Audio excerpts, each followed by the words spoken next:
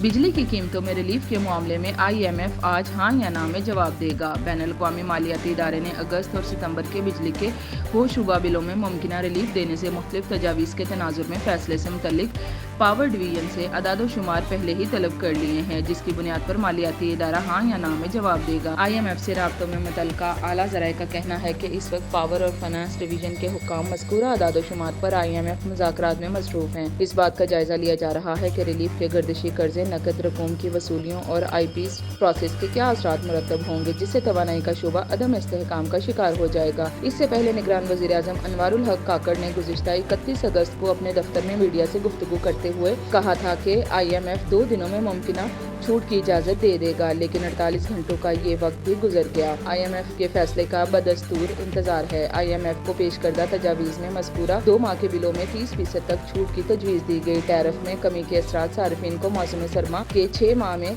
बहम पहुँचाए जाएंगे। ये अरसा अक्टूबर 2023 था मार्च 2024 पर मुहित है। दूसरी तजवीज़ के तहत एक स्लैब के सार्फिन को टैरिफ में कमी का फ़ायदा पहुँचाया जाए, जिस पर अमल दरामद की सूरत में वर्ल्ड बैंक के रद्द-ए-अमल का सामना करना पड़ेगा।